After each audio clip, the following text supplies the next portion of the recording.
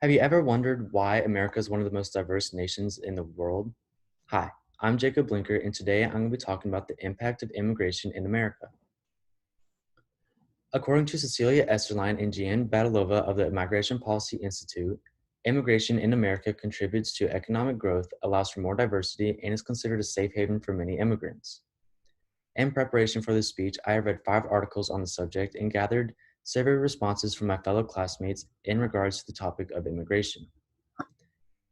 Today, I want to talk about immigration in regards to the labor force, new ideologies, and why they chose to leave their home countries.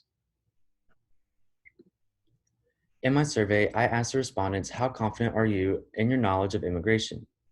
10% said extremely confident, 30% said not so confident, and 60% said somewhat confident.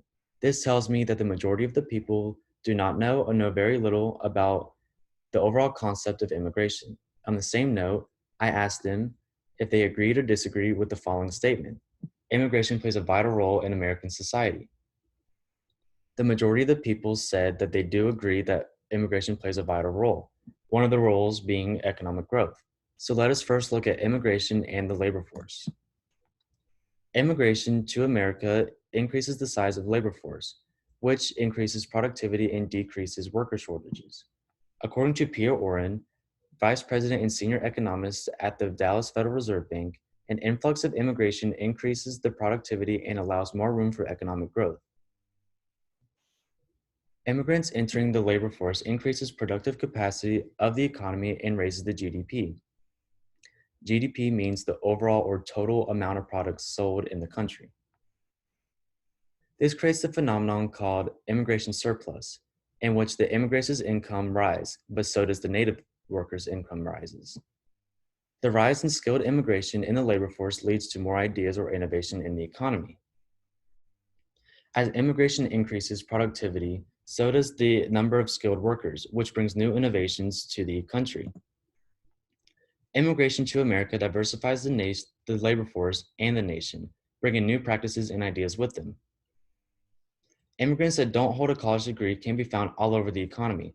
According to the U.S. Bureau of Labor Statistics, labor force participation for foreign-born adults were 3.4% higher than participation for native-born adults. According to Pia Oren in 2016, 44% of medical scientists are foreign-born, for example, as are 42% of computer software developers. This is due to them being more involved in STEM because of a lot of entrepreneurial activity. One example of how immigration contributed to America as a whole is the influx of Chinese immigrants in the early 1800s due to the gold rush in California. During this time, labor unions were becoming more common within the native workers, which demanded higher wages and 8-hour workdays. These new Chinese immigrants were willing to work for lesser wages, which then created them to be the majority of the labor force in the United States during the early 1800s, which allowed them to build the first transcontinental railroad in the United States and overall changed America's way of transportation. Now we see the growing amount of immigrants in our nation's economy, but why are they moving countries in the first place? In my survey, I asked, have you ever learned about America's history in terms of immigration? 80% said yes, 20% said no. This shows me that majority of the people do have learned about America's history in immigration and how important it is to America. So we asked why. Why are immigrants moving countries in the first place? America acts as an escape for immigrants due to harsh conditions they endured in their countries. A recent example would be Russia's invasion of Ukraine brought nearly 6,000 Ukrainians to America, according to Julia Ainsley in NBC News. Another example would be the Mayflower were escaping the English separatist church in the 1600s, which later created one of the first settlements in the United States called Plymouth, or what's now Plymouth, Massachusetts. Nearly every immigrant that comes to America has dealt with complications in their mother country. An example of this will be the Great Migration. Even though this happened inside the United States, it was still a major part of the immigration within from one side to another. The Great Migration was when many of the freed African American African Americans in the South went from southern rural areas and migrated over to northern larger city areas due to the harsh conditions they endured in the South. Now that we have completed the overview of the impact of immigration, let us review. In conclusion, immigration has increased productivity in America's labor force.